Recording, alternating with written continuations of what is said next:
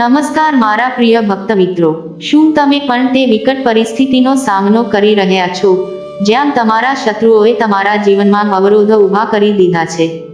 તમે નિરાશ અને પરેશાન છો કે કેમાર દિવસની મહેનત છતાં કોઈ તમારી સફળતાને રોકતો રહે છે? જો હા, તો આ વિડીયો ખાસ તમારા માટે તૈયાર કરાયો છે. આજે હું તમને એક અસાધારણ અને શક્તિશાળી ઉપાય માટે માર્ગદર્શન આપીશ, જે તમારા તમામ શત્રુઓને 24 કલાકની અંદર પરાજિત કરી શકે છે અને તમારા જીવનમાં શાંતિ અને સમૃદ્ધિ લાવી શકે છે. આ ઉપાય નિમિત્તે માત્ર ટેકનિક જ નહીં, પરંતુ એટલું જ મહત્વપૂર્ણ છે કે તેને કરવામાં તમારું હૃદય અને મન એકાગ્ર અને શ્રદ્ધાભર્યું હોવું જોઈએ. તમારે સંપૂર્ણ નિષ્ઠા સાથે આ પદ્ધતિનો અમલ કરવો છે.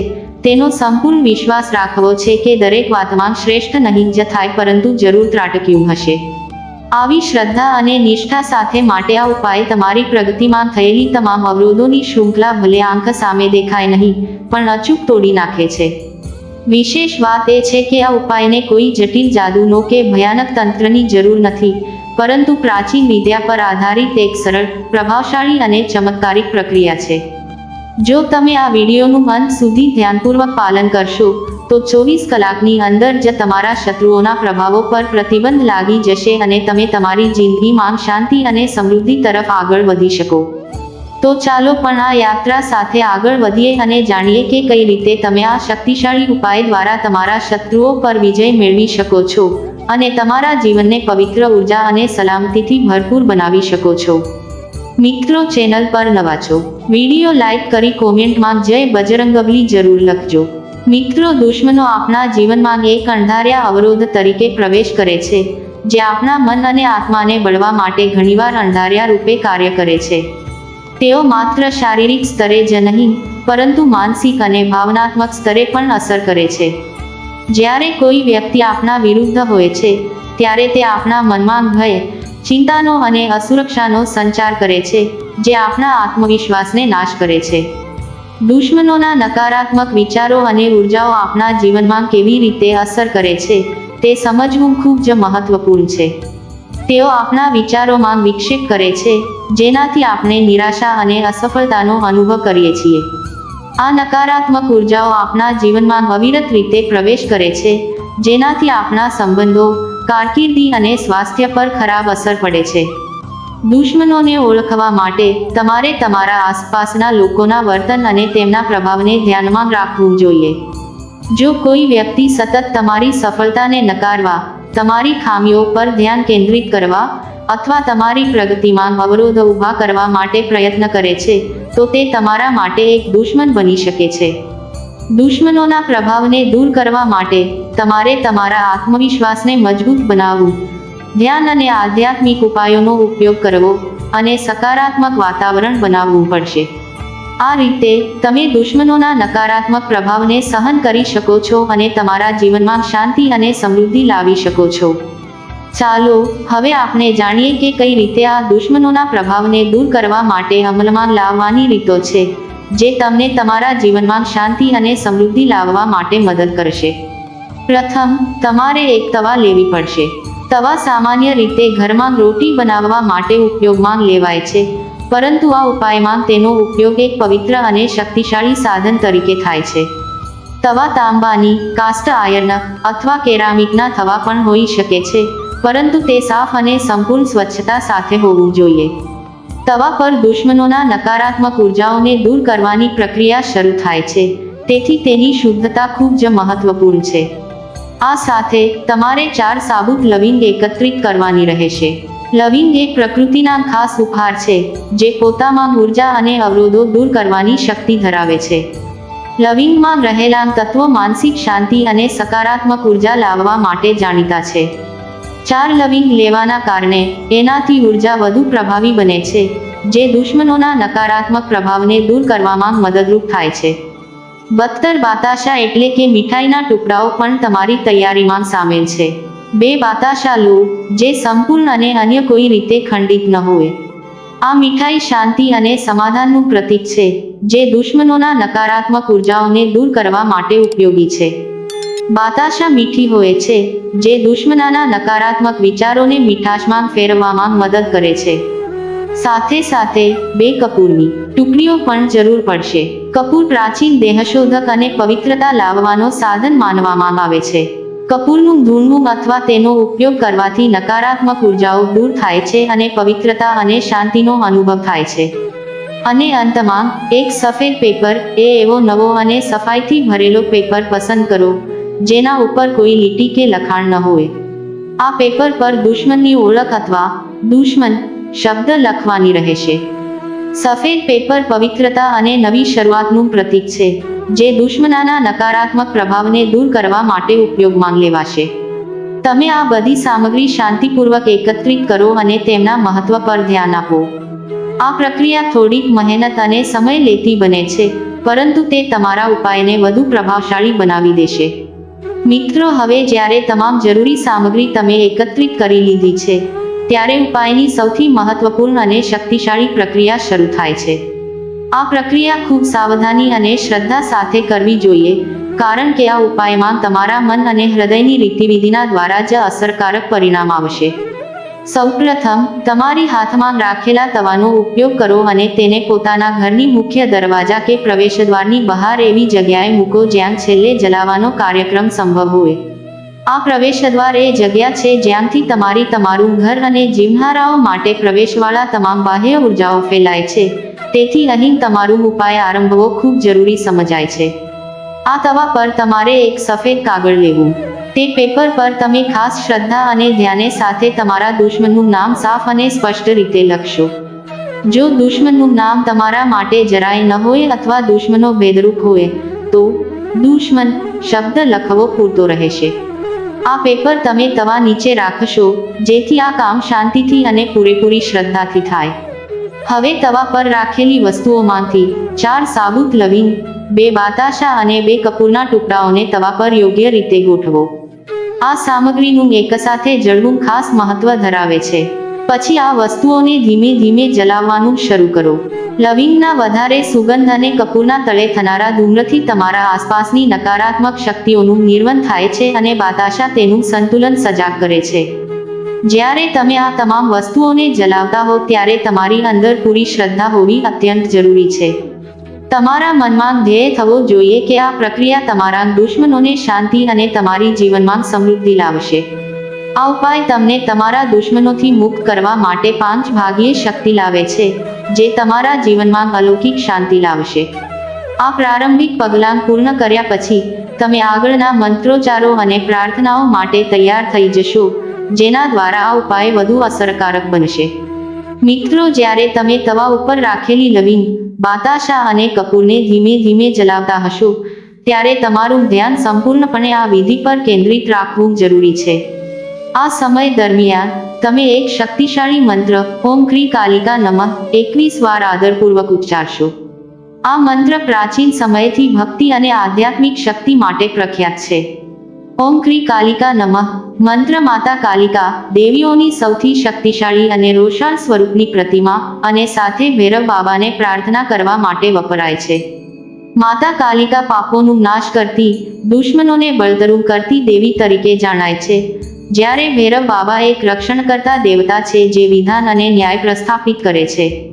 આ મંત્ર તેમની શક્તિઓને આકર્ષે છે અને જાન્યુઆરીને સંતુલિત કરી, સંતાપ અને અડચણોથી મુક્તિ મેળવવામાં મદદ કરે છે.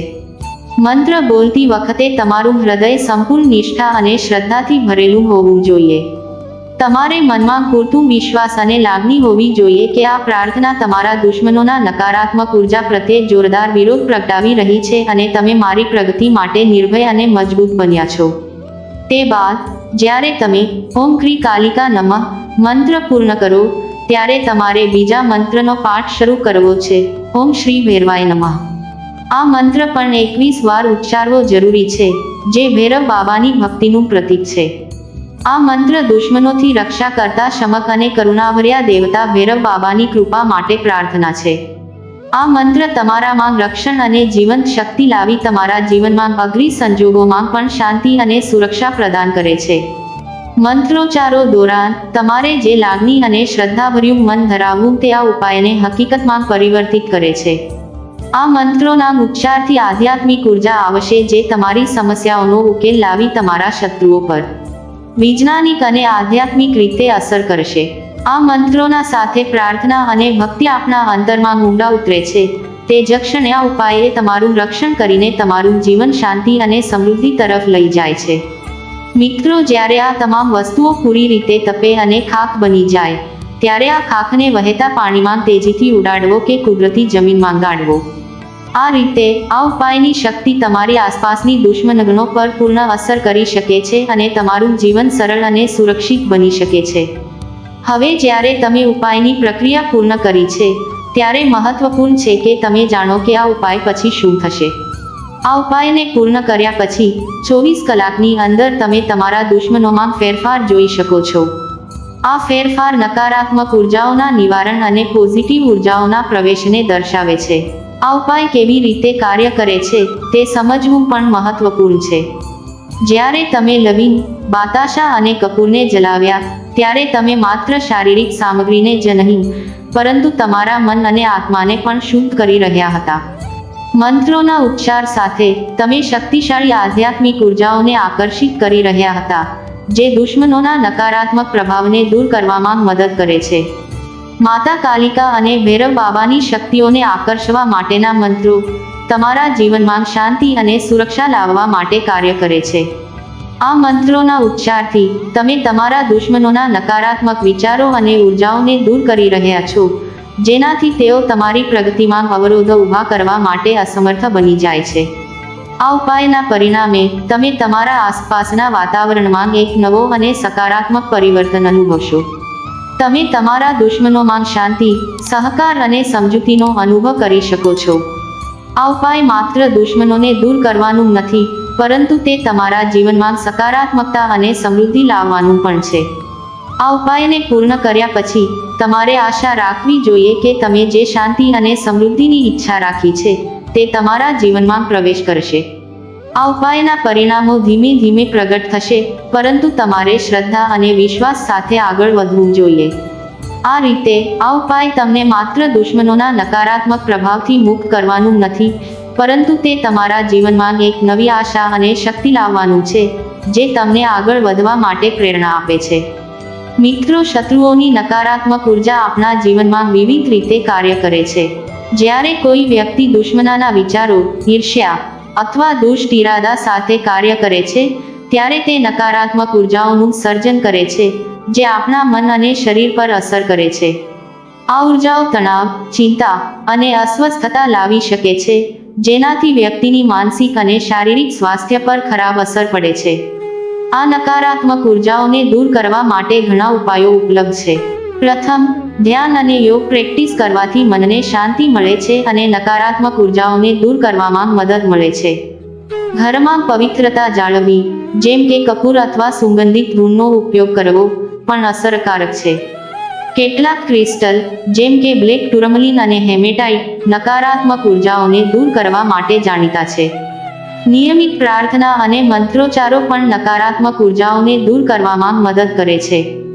અત્યાર સુધી કેટલાક અન્ય ઉપાયોની ચર્ચા કરીએ, જેમ કે ફેંગ શુઇ, જે ઘરના ઉર્જા પ્રવાહને સંતુલિત કરવા માટે ઉપયોગમાં લેવાય છે.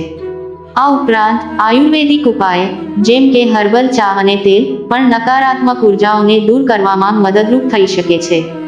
સકારાત્મક વિચારો અને દૃષ્ટિકોણ રાખવાથી પણ નકારાત્મક ઉર્જાઓનું પ્રભાવ ઓછું થાય છે. આ રીતે તમે તમારા જીવનમાં શાંતિ અને સમૃદ્ધિ લાવવા માટે વિવિધ ઉપાયો અજમાવી શકો છો, જે તમારા દુશ્મનોના પ્રભાવને દૂર કરવામાં મદદ કરશે. હવે આપણે કેટલાક વધુ શક્તિશાળી અને પ્રચારિત ઉપાયોની વાત કરીએ, જે તમારા શત્રુઓ અને નકારાત્મક ઉર્જાઓને દૂર કરવામાં ખૂબ ઉપયોગી સાબિત થાય છે. સૌથી પહેલાં તવા અને હનુમાનજીનો ઉપાય વિશે વાત કરીશું, જે ભક્તોમાં ખૂબ પ્રિય અને પરંપરાગત છે.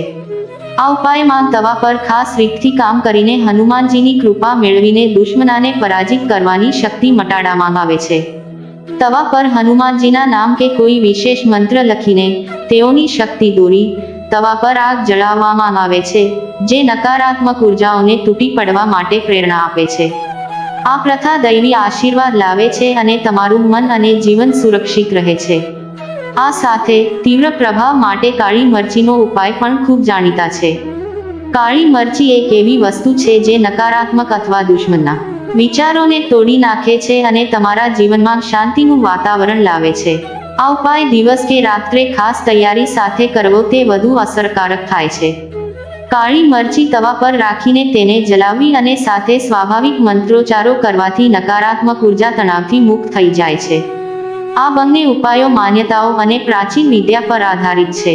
તેઓ કેવી રીતે કાર્ય કરે છે તે સમજવું પણ મહત્વનું છે. તેમને આધ્યાત્મિક ઉર્જાનો ઉપયોગ કરીને તમારા આસપાસનું વાતાવરણ શુદ્ધ અને પવિત્ર બનાવે છે, જેનાથી નકારાત્મક વિકૃત વિચાર અને દુશ્મનોની શક્તિઓ નષ્ટ થાય છે.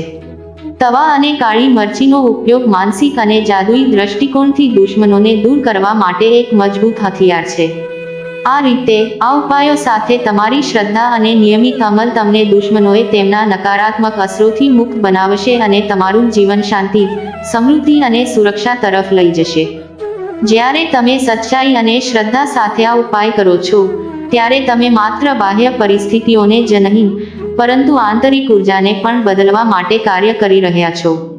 આ રીતે તમે તમારા મનમાં સકારાત્મકતા અને વિશ્વાસને જગાડો છો, જે તમારા ઉદ્દેશ્યને પ્રાપ્ત કરવા માટે જરૂરી છે.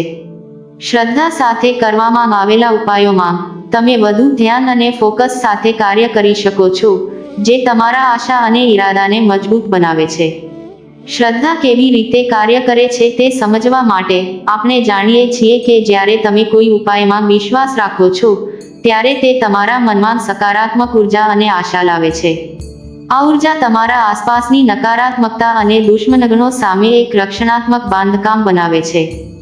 જ્યારે તમે શ્રદ્ધા સાથે પ્રાર્થના કરો છો, ત્યારે તમે દૈવી શક્તિઓ સાથે જોડાઈ જાઓ છો, જે તમને માર્ગદર્શન અને સહાયતા આપે છે.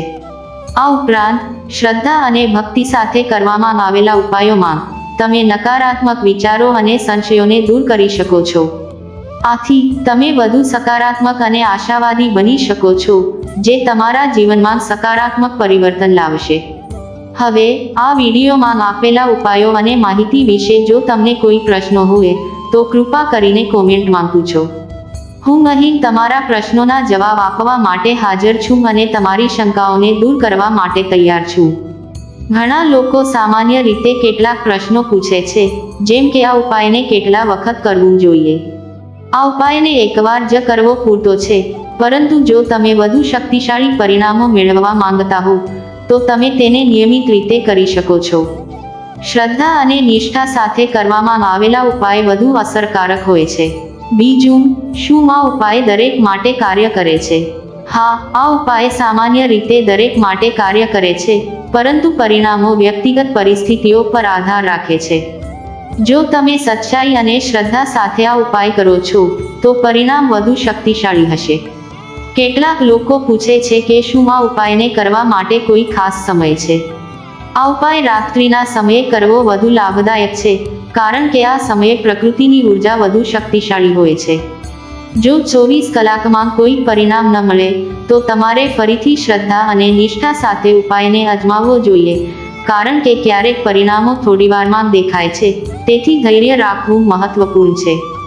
મિત્રો, આ વિડીયો જો તમને ગમ્યો હોય તો કૃપા કરીને આને લાઈક કરો અને તમારા મિત્રો અને પરિવાર સાથે શેર કરો. આ રીતે તમે અન્ય લોકોને પણ આ શક્તિશાળી ઉપાય વિશે જાણકારી આપી શકો છો, જે તેમને તેમના જીવનમાં શાંતિ અને સમૃદ્ધિ લાવવા માટે મદદરૂપ થઈ શકે છે.